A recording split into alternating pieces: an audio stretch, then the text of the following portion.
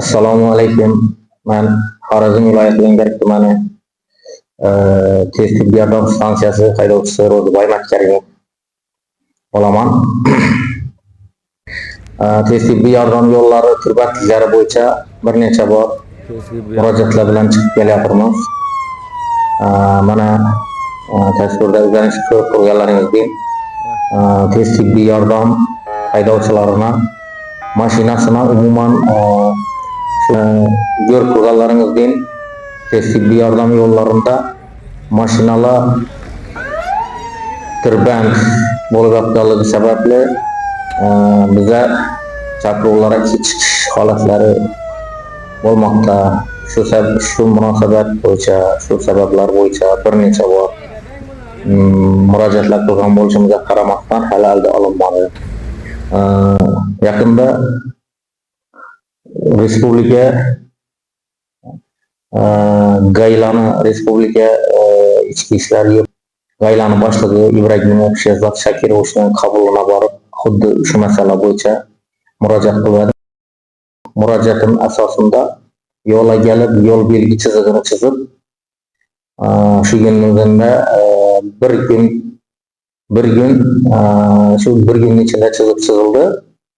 Yo'l belgi bo'yoqlari chizildi, harakatga ta'sir qildi. Shu paytda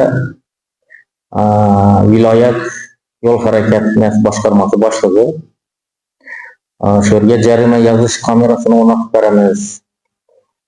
Shu bir haftaning ichida o'rnatib beramiz deb Ibragimov Sherzod Shakirovichga va'da bergan edilar, lekin kamera o'rnatilmadi. Chiziq ham bir kundan keyin o'zi o'chib boshladi. Qanday chizdilar bilmayman. Hozir shu yerda chiziq bor, ana ko'rib turibsizlar. Bir belgi qo'yildi, to'xtash mumkin emas degan, yana mashinalar ko'rib turganlaringizdek yo'lda tirband bo'lib boradi.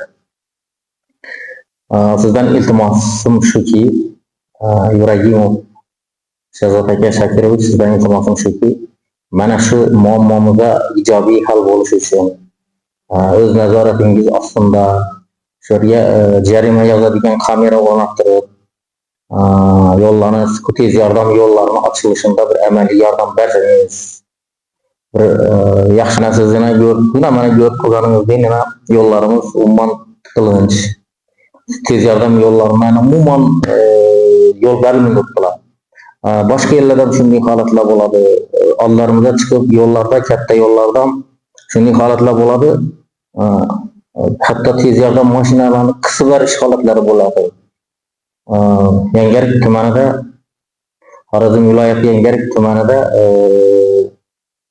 tirbandlik yo'llarda shu tez yordam yo'l bermaslik masalalari ko'proq bo'lib ketdi. Balkim